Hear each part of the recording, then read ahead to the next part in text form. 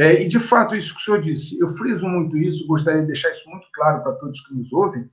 Eu não sou de partido A, B, nem de...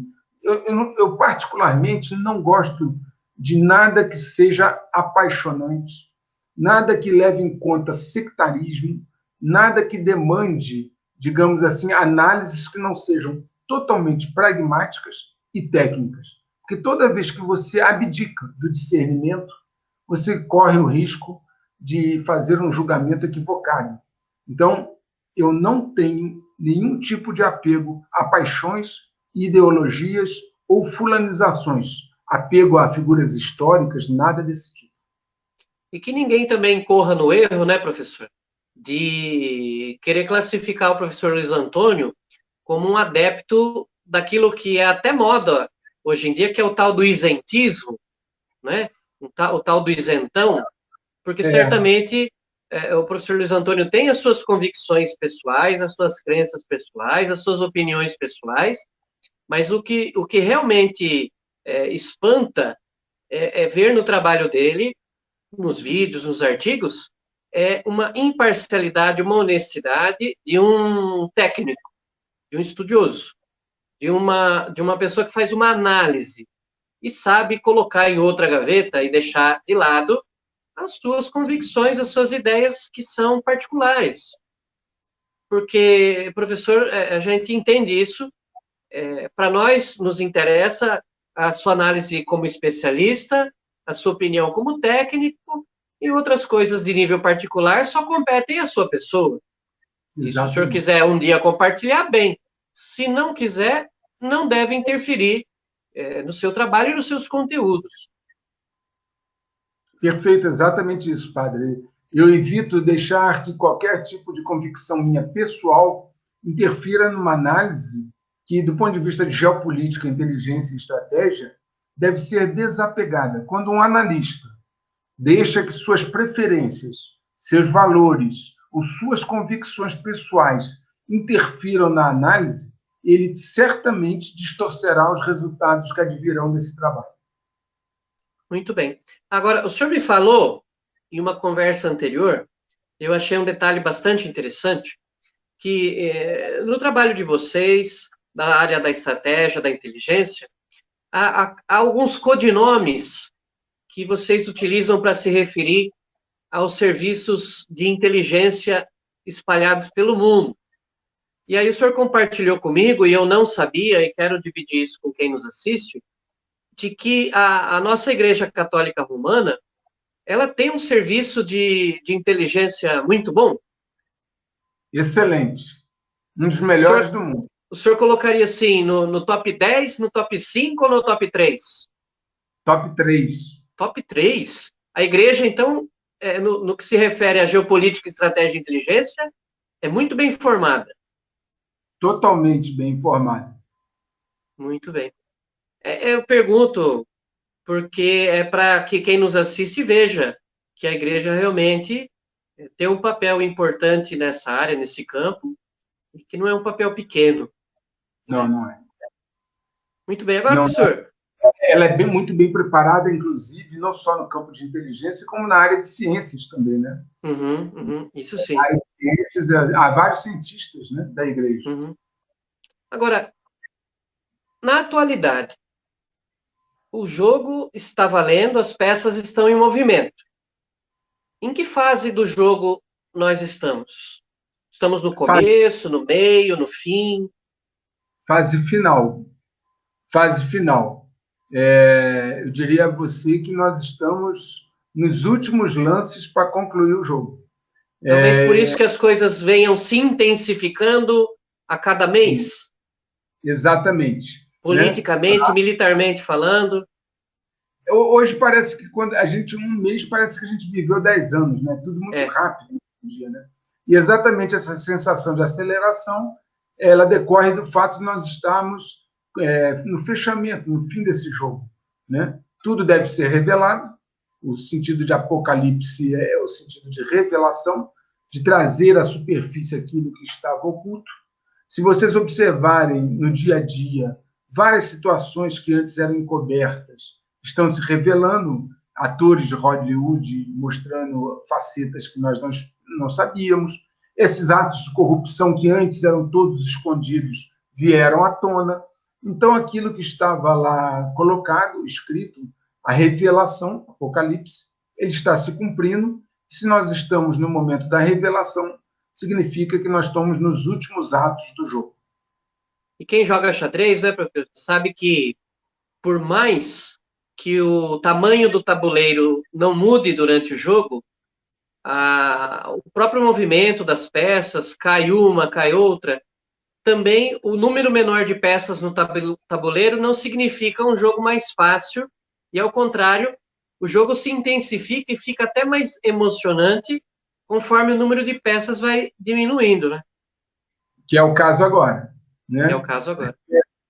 As peças começam a se mover muito rapidamente, o número delas vai decaindo, e o jogo está emocionante no sentido de que a última estratégia, os dois jogadores estão jogando seus últimos recursos, né, na esperança de dar o checkmate.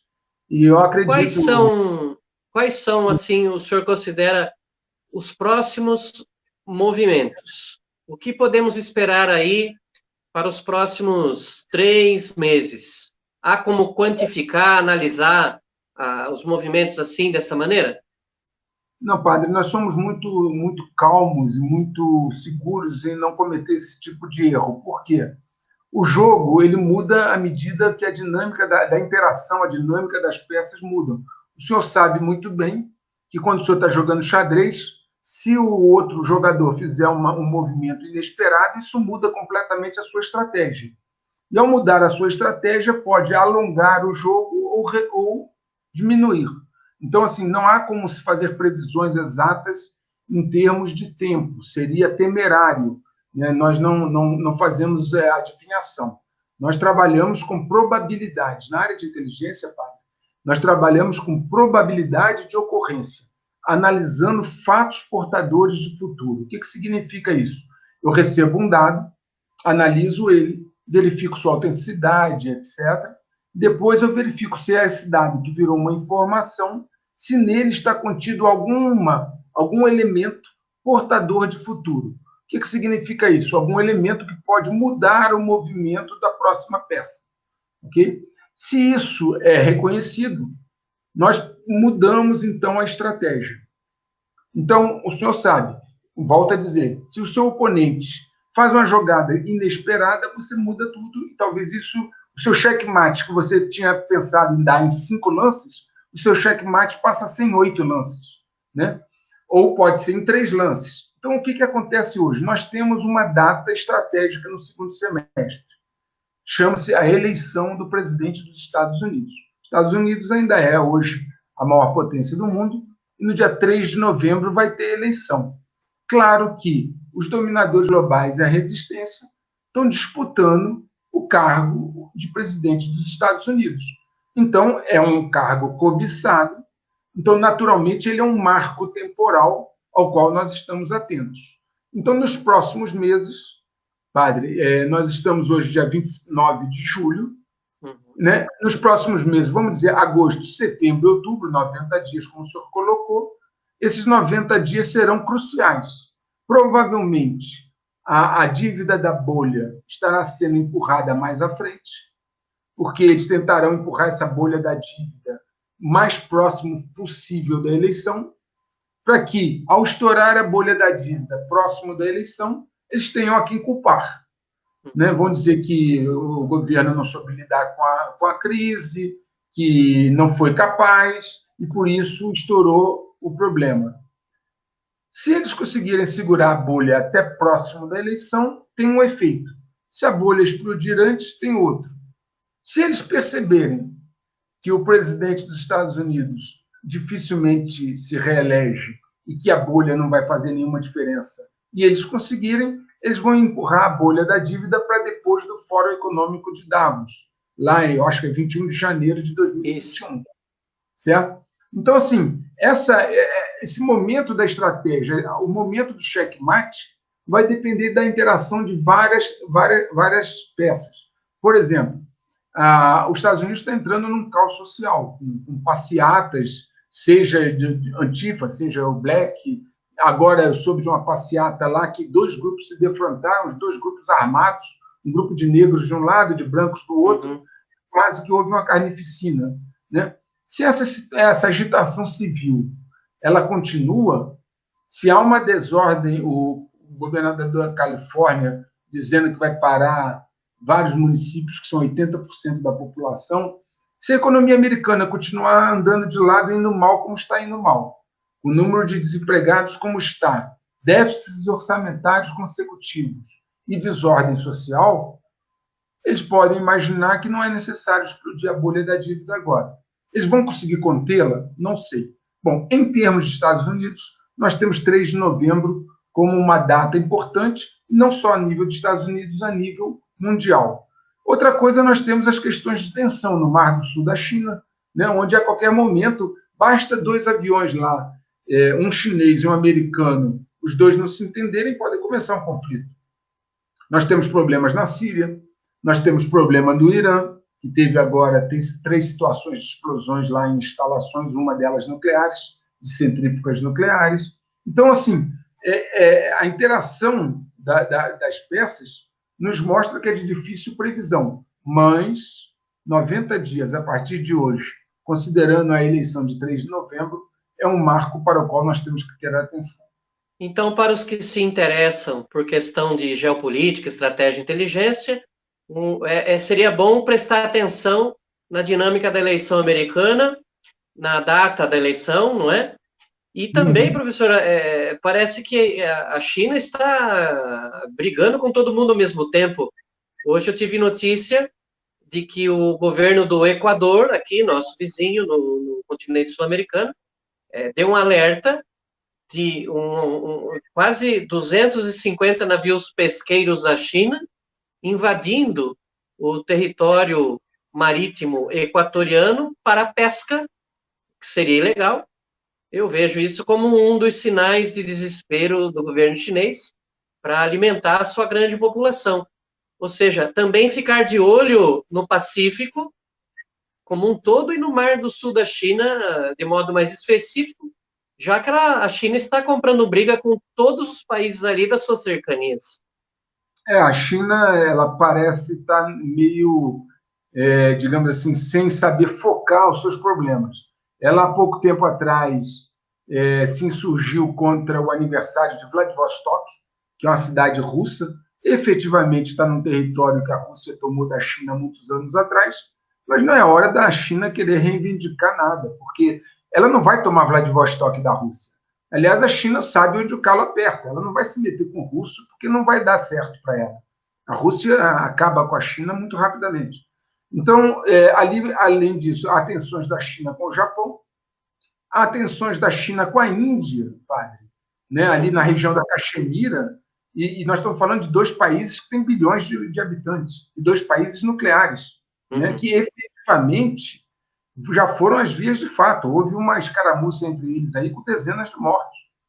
A China, quase 60. Quase 60. E a China, digamos assim, tem problemas fronteiriços com vários países. Então, quer dizer, ela está num momento de querer retomar a sua grandeza do passado, né? E incluindo nessa questão a sua expansão territorial, num momento em que, na minha visão, isso é impróprio, né? Ela vai ter vários problemas, e aí, na medida que ela, como o senhor mesmo colocou, puxa briga com todo mundo, ela vai acabar tendo poucos aliados. Ela tenta pressionar os países no sentido econômico, usando seu poder econômico para pressionar as pessoas para ter aliados. Faz isso aqui no Brasil, onde ela copta políticos, né? Temos aí uma frente, inclusive, parlamentar de defesa dos interesses chineses no nosso parlamento, né? Às vezes, isso é lícito? Pode ser lícito, mas convém? Eu acho que não. Paulo diz, né? Tudo nos é lícito, mas nem tudo nos convém. Isso talvez não seja conveniente. Entende? E a China também sabe, né, professor, que embora a Rússia e a China sejam casadas com o comunismo, não é que até que a morte os separe, não é? Se o dragão pisar muito forte no pé do urso, vai levar mordida também. Vai levar mordida, e tem outra coisa, assim, na verdade, a aliança entre a China e a Rússia é uma aliança de conveniência, dentro daquele conceito que eu sempre digo que o inimigo do meu inimigo é meu amigo. O Pentágono e o presidente Trump, no início do seu governo, ele teve uma visão pragmática e não apaixonada, é por isso que eu digo que visões apaixonadas não cabem para pessoas estrategistas, tá certo? O Trump quis atrair a Rússia para perto dele. Por que ele fez isso? Porque o Pentágono disse a ele que em todas as simulações de guerra, onde Rússia e China lutam juntos, o Ocidente perde. Todas as simulações de guerra feitas pela Rand Corporation, quando Rússia e China lutam juntas, o Ocidente perde. Então, se você é um cara pragmático, inteligente, o que você faz? Eu vou desfazer essa aliança, vou atrair a Rússia para o meu lado, que eu quebro essa aliança. Os russos têm muito mais a ver com os europeus e com o Ocidente do que com a China. Os russos seguem a igreja ortodoxa, é uma igreja cristã. Sim. Inclusive, só fazendo uma observação, a Rússia não tem mais nada a ver com o comunismo. O partido que está no poder na Rússia é o Rússia Unida. O Partido Comunista Russo foi o segundo votado, longe do Rússia Unida, que é o partido do Putin, Vladimir Putin, que é um conservador. Ele fez constar agora na Constituição russa, e fez até um plebiscito para isso, que teve 77% de aprovações, ele fez constar que na Constituição que o Estado russo tem a fé em Deus como um dos seus pilares. E mais, fez constar na Constituição que casamento na Rússia é só entre sexos diferentes, heterogêneos. Tá? Quem no Ocidente tem defendido esses princípios? Quem aqui conseguiu colocar isso na Constituição? Então, lá, ele já rompeu com o comunismo faz tempo. Também não é porque eu estou falando de gente boazinha, gente mazinha, não. Ele fez isso porque a economia comunista não funciona. A China abriu mão da economia comunista porque também não funciona. Sim. Agora, lá, na Rússia, não tem nem economia comunista, nem política comunista. Lá, o partido que está no poder não é o Partido Comunista Russo, e lá tem eleições. Podemos dizer, as eleições lá são manipuladas, ele está lá no poder há 20 anos. É verdade. É verdade. Agora, eleição manipulada, o Brasil não é grande exemplo. Certo? Pois é. Então, problema. Então, assim, o que seria inteligente da nossa parte, volto a dizer, né, com pragmatismo, igual o Deng Xiaoping, não importa a cor do gato, importa que ele caça os ratos. Se eu fosse um estrategista ocidental, eu trazia a Rússia para o meu lado hoje, porque aí eu enfraquecia a China. Quebraria uma aliança, não é? Exato, que não nos interessa enquanto Ocidente. Muito bem. Agora, professor, para finalizar a nossa conversa, quando a gente começa a falar de checkmate global, estratégia geopolítica, começa a pensar em termos globais, fica aquela questão para a pessoa comum, para o seu João, o seu José, a dona Joana, a dona Maria. O que um simples cidadão comum, uma simples pessoa de fé, no seu dia a dia, no seu cotidiano de simplicidade, de labuta, de orações, ali nos cuidados com a família, com o trabalho. O que uma pessoa comum pode fazer diante da realidade desse jogo do checkmate global? Olha, padre, nesse momento, nosso país, vamos falar da questão local, né, que nossos espectadores são daqui, o nosso país está num momento de anomia, disfuncionalidade, os poderes não se entendem, o judiciário, o legislativo e o executivo competem entre si numa guerra de intrigas e guerras de coisas pequenas, palacianas, que não atendem aos melhores objetivos do país. Né? Essa briga entre os poderes, onde, na verdade, o Supremo Tribunal Federal está tendo hegemonia e praticamente comandando o país, não convém ao país. Nossas reservas internacionais, além de não serem muito tão altas como poderiam ser, não têm lastro. não estão lastreadas em ouro, é outro tema que nós, desdolarização e ouro são outros dois temas que a gente desenvolve na série Checkmate Global. Então, um país dividido, e aí um país dividido, casa dividida não para em pé, isso é bíblico também, né? Um país dividido, disfuncional, onde os poderes brigam entre si, onde a economia está de lado por causa do Covid. Ah, mas nós tivemos grandes superávites comerciais. Tivemos por causa da safra. Só que você não tem safra todo mês o ano inteiro, né? Voltamos a ser um país agrário. Voltamos a ser a China da década de 70. Né? Hoje, a indústria de transformação brasileira responde por 1,3% do PIB. É o mesmo que respondia em 1941. Nós voltamos no tempo. Um país que está nessas condições, o que eu posso recomendar ao senhor e à senhora que nos ouve, é que seja prudente. Né? O discernimento sempre nos solicita a prudência e a cautela. Se o senhor pega um barco, está atravessando uma região onde as ondas começam a se avolumar, o senhor vê nuvens no céu, o que diz a prudência? Prepare-se, porque vai passar por uma tempestade. Lá do outro lado, o senhor vai chegar a um porto seguro, mas vai ter que passar pela tempestade. O que o senhor vai fazer? Vai dar uma olhada no casco, ver se não tem nenhum furo, o senhor vai olhar se o barco está em boas condições, se tem víveres suficientes, se você tem água potável suficiente. Enfim, é a mesma coisa, fazendo novamente uma analogia, uma parábola, que é muito do meu feitio. Okay? Verifique se você tem em casa alimentos não perecíveis para 90 dias, pelo menos.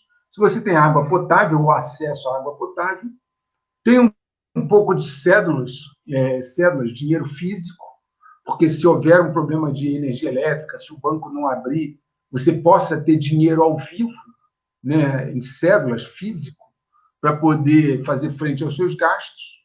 Né? E, antes de tudo, mantenha sua mente positiva, mantenha sua fé, mantenha sua vontade de estar num mundo melhor. Padre, eu vou lhe dizer, ter comida é muito importante para esses dias, ter água potável muito importante, porque o corpo físico precisa, ter dinheiro também muito importante, mas ter uma mente sadia e uma fé sólida é tão importante quanto isso. Muito bem. Professor, eu quero agradecer a sua disponibilidade, quero recomendar vivamente àqueles que nos assistem que realmente procurem no YouTube pelo canal do professor Luiz Antônio Peixoto Vale, pelo canal do professor Ricardo Felício, que tem lá com o professor Luiz Antônio uma série de conversas muito boas, onde eles explicam com muito mais pormenores toda a questão do checkmate global. Quero parabenizá-lo pelo seu estudo, pelo seu trabalho, e agradeço novamente por essa conversa, que quem nos assiste não sabe, né? Mas nós programamos para que fosse apenas 1 hora, e no fim já está quase durando 2. Mas é o que eu sempre digo, esse nosso diálogo, esse nosso contato, foi uma semente que caiu em terreno bom e que acabou dando muitos frutos. Em vez de 10, deu 100, deu 1000. E oxalá que era Deus, no futuro, assim que for possível, conveniente, nós possamos repetir a dose entre aqueles que se interessam por esses assuntos, né, de geopolítica, estratégia, inteligência, de repente comentar, esmiuçar e atualizar esse jogo em que estamos vivendo atualmente, porque, usando uma analogia, o senhor falou do barco, eu poderia dizer que estamos todos no mesmo barco, mas eu posso dizer, me apropriando da sua analogia do checkmate global, que nós estamos todos no mesmo tabuleiro. É verdade, padre, verdade. Né? Eu quero agradecer ao senhor o convite, né, que, apesar de nós, naquele momento, estarmos um pouco sem tempo, o senhor estava em viagem, nós conseguimos nos organizar. Quero agradecer a cada um de vocês que nos viu e ouviu, a oportunidade de trazer informações a vocês, e de todo o meu coração, padre, eu desejo que cada um que nos ouve e todos os demais que recebem essa informação, meus vídeos já chegaram a 1 milhão de visualizações de maio para cá. 1 milhão de visualizações são 1 milhão de cliques dos vídeos e pessoas que receberam informação, né? Então, eu gostaria de desejar de todo o meu coração que cada um que viu os vídeos, você que está nos vendo agora, que você possa se preparar internamente e externamente para esse momento, lembrando que isso é um período de transformação. Porque no final, lá na frente, sempre haverá a vitória da luz. Eu não tenho nenhuma dúvida disso. Mas, como toda pessoa de fé, toda pessoa prudente, prepare-se para essa travessia. É uma travessia e, brevemente, o dia vai amanhecer e nos encontraremos todos juntos num porto seguro. Obrigado. Bem, professor, muito obrigado novamente. Obrigado também a você que nos acompanhou nesse diálogo, nessa conversa. E, professor Luiz Antônio, sinta-se à vontade também de entrar em contato conosco para qualquer coisa, sempre que necessitar. Que Deus continue abençoando a sua vida, a sua missão, o seu trabalho e toda a sua família. Sei que não é fácil no Brasil ser uma pessoa de crenças, uma pessoa patriota e uma pessoa de valores, não é? E sei que o senhor deve encontrar alguma resistência ao seu trabalho, porque sempre que surge algo de bom, as forças do mal não deixam para lá, né? Elas também querem atuar contra. Mas receba, espero que o senhor continue recebendo as bênçãos de Deus, e o padre aqui há de continuar rezando pelo senhor também, como reza por tantas famílias que Deus nos deu. Deus abençoe e abraços saléticos. Obrigado, padre. Muito obrigado. De novo eu digo, de novo eu recomendo. Procure no YouTube, procure no Google a série Checkmate Global e comece a abrir os seus olhos, a sua mente, para a realidade que nos cerca. Muito bem, essa foi a nossa entrevista, então, aqui no Amém Connection, que está ficando por aqui. Eu espero que você tenha gostado desse conteúdo. Não é muito comum a gente ouvir falar sobre esses assuntos, né? Geopolítica, estratégia, inteligência. E eu espero que você compartilhe com os seus, nas suas redes sociais, o link desse nosso primeiro Amém Connection. Manda lá pelo WhatsApp, para o grupo da família, para aqueles amigos e amigas que gostam desses assuntos diferentes. Não deixe também de conferir o nosso site www.amem.tel.br e de seguir o Portal Amém nas várias mídias digitais. Portal Amém no Facebook, no Instagram, no Twitter, o Amencast no Spotify, de acompanhar o programa Amém na rádio Nova Itu 105,9 FM ou pela internet em www.novaitufm.com.br toda terça-feira das 8 da noite às 10 da noite. No mais, a gente vai ficando por aqui e eu espero que a gente possa se encontrar o mais breve possível para mais um Amém Connection. Deus abençoe. Tchau, tchau. Abraços saléticos.